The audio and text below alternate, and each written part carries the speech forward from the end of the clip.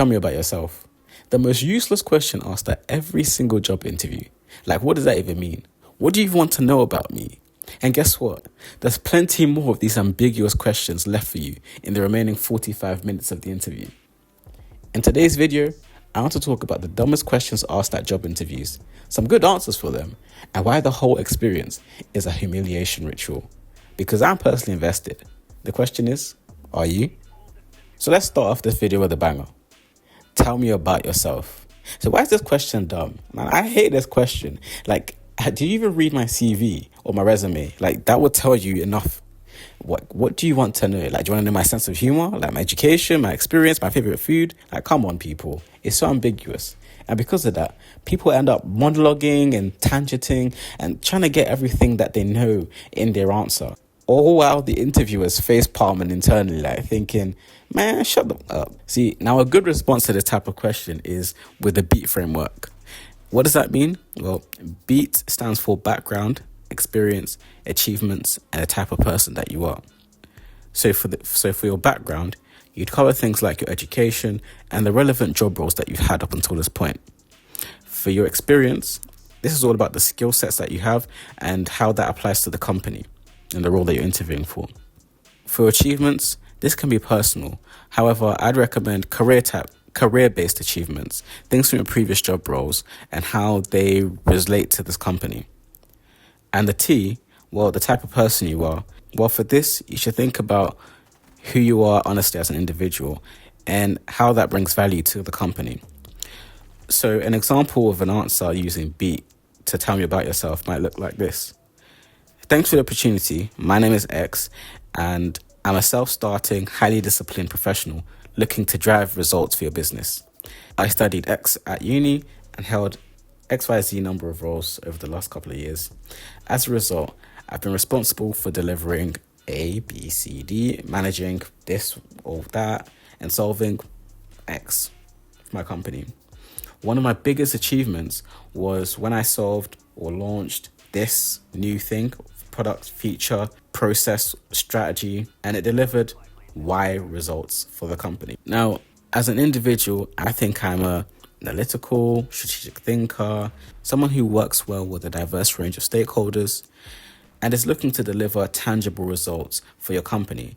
And I believe my skill set aligns with the business's long-term goals and organizational culture. Now, there's a lot of space in there for you to insert your own relevant experience in there, but that's a sort of framework that I'd go with. Dumb question number 2. Now, I haven't personally heard this, but when I came across it, I couldn't help but laugh. Belly laugh, in fact. And it goes like this. If we couldn't pay you, would you stay here? Like, bruh, like, do I even need to explain why this question is dumb? Like, what even is this ball? Like, I'm applying for this job to get paid. If I wanted to volunteer, I'd go work at a charity shop or something. Like, as a business, like, would you sell a product for free or provide a service for free? In fact, like, I would be so tempted to ask the interviewer, like, would you work for free if the business didn't pay you? Like, come on. Anyways, because this question is so unexpected, people end up stuttering or pausing or trying to come up with some BS reason why they would do the job, even without getting paid. And you and the interviewer both know, like, the answer is a resounding no, I wouldn't. But anyways, here's a good response to that kind of answer. Like, don't say no or yes. You need to bridge the gap because the interviewer is trying to understand your motivations for the job. So something along the lines of, outside the financial compensation, I'm excited about this role because of XYZ, whether it's a new challenge or the new development it offers. I'm looking to solve X problem and seeing the tangible results that it provides the company. However, I also believe that the high quality of work that I deliver is something that should be compensated fairly. I'm seeking a mutually beneficial professional partnership where my skills are valued. I'm not going to lie, I was really impressed with myself when I wrote that. Obviously, I did a bit of research, but doesn't that just sound so good to such a stupid question? Question number 3. And I know that we've all heard this before. Why do you want this job? Bro, like, I'm a human. I need to live. And to live, it costs money. And to get money, I need a job. And that's the reason why I'm here. That's the reason why you'd be here too if you were in my shoes. And a typical kind of response you might get to something like this is, I'm interested in learning new skills. I want to develop. Yeah, that's the same cookie cut answer that they've probably heard from the last four candidates. And this question is really here to understand your motivation, again, for this job. So a good answer for this type of question is, after careful thought, I decided that for my next career move, I wanted X, Y, Z for my next role. I have a strong background in whatever your experience is, and as a result, I've been able to deliver, name the notable achievements that you've been able to deliver. Now, after reading the job description, it shows me that I would be working on these sorts of responsibilities, which I find both interesting because my skill set aligns really well with the job description, and I know that I'd be able to provide strong results for the responsibilities that I'd be looking after. And after speaking with both yourself in this interview and other industry professionals, I understand that the organization works in a fast-paced industry, is results-focused, and has a highly supportive work culture, often working cross-functionally on complex programs. I'm personally a team player, and I work well with a diverse group of stakeholders, as I love sharing my personal and professional experiences and learning from others as well.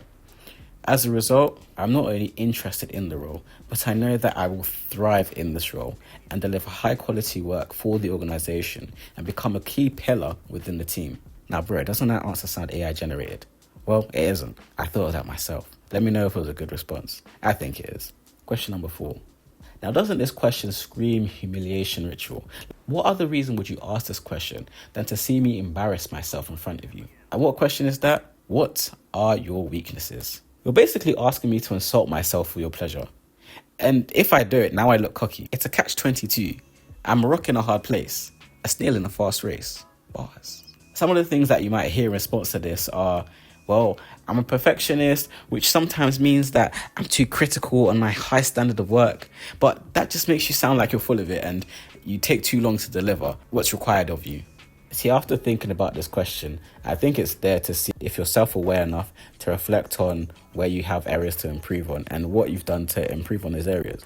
So I think you need to pick an example that's something real, but not a deal breaker, and to show the steps that you've taken to improve on this area or take a step to prevent it from impeding on your success at work. So a good example, which I think a lot of people relate to, is public speaking.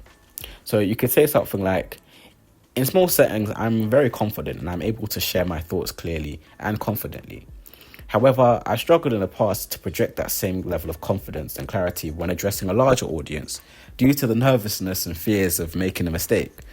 Now, to improve on this, I've taken more opportunities to present to larger audiences in person to train my ability to speak more confidently in that sort of environment. I also help myself by writing a script and rehearsing that, and also recording myself so I can watch it back and evaluate how I can improve my delivery. This has helped me enhance my public speaking skills significantly, so I can clearly deliver the key themes that drive the audience to my desired outcome. I'm not gonna lie, that's my answer to this question. Like, I've never been a great public speaker, and I feel like, look, I've had to fake it to make it. I think you have to put yourself in hard situations to force yourself to improve. Like, the saying is that diamonds are made under pressure. Do you know what I mean? So, and you only get better if you train and you try again. You make mistakes, and fair enough, those mistakes have consequences. But if you can get through them, you will be better than you were beforehand. So put yourself in tough situations. You'll learn a lot from yourself and from the situation. Next question. What would your last manager say about you? Like, do I even remember who my last manager was? Like, if I did, and if I did a rubbish job, like, would you want me to be honest about that? So what else am I supposed to say besides, they said I did a good job? In response to that, a lot of people might say something like, my manager would say I was hardworking or a team player or really driven or motivated or passionate. But these are all cop-out answers, and the interviewer's probably heard that before. So what you want to do is to be genuine and specific and balanced without being negative. If you have any bad reviews, don't obviously say them. A good answer to this might be something like, From my previous feedback I received during my end of year performance reviews, my manager described me as someone who is a dependable collaborator that delivers high quality work even during tight deadlines. And a good example of this was last year, I received a last minute update from a key supplier that meant our project would be significantly over budget. Now, although I had already submitted a finalized business case to our senior leadership team for approval and budget allocation, I alerted the SLT about this change and that I would submit a revised business case within 24 hours. Now, I worked with the supplier to capture the new requirements. I then revised my forecast with the new numbers and summarized the ask in the business case. This meant that my team was able to get the necessary funding required to deliver the project on time, instead of funding then being allocated to another project, which would have disrupted our ability to deliver the project entirely. I'm not gonna lie, I'm on a roll with these ones. Like, obviously, this is a specific made up scenario, but you can understand the framework and the mindset that you need to have when answering this type of question. And last but not least, dumb question number 6. Why should we hire you over other applicants? Do I even know the other applicants? And in fact, this is a question you should be asking yourself. That's the point of this entire interview. All I can do is tell you about myself, and it's up to you to decide whether I'm the right candidate for the position. And because of the left field nature of this question, you can end up falling for the bait and comparing yourselves with people that you haven't met.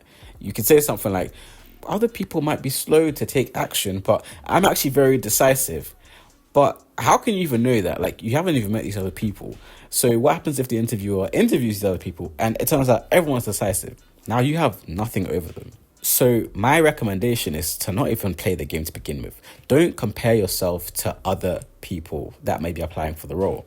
Just speak on your sincere strengths and how they relate to the job spec that you've read. Something that you could say is, I haven't met the other applicants and therefore I can't compare my skill set to their qualities. I can only speak about my abilities and how that aligns to the job description and the information that I've gathered from this interview. So from what I understand thus far, you're looking for someone that thrives under pressure, has a keen eye to detail, and has experience managing demands from senior leadership. I believe that my experience as for the purposes of this example, I'm going to say business manager, for an SLT colleague, aligns very well with this job. Because one of my key responsibilities was creating customer-facing presentations that my manager would then deliver. Therefore, it was all the more crucial that the information was correct and easy to understand. I needed to align with multiple stakeholders to acquire the relevant data points, all while delivering on very tight timelines.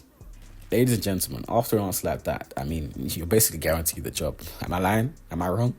So that brings us to the end of another video. Thank you so much for spending your valuable time with me. Please caress and subscribe the like buttons only if you enjoyed the video and want to see more of my content.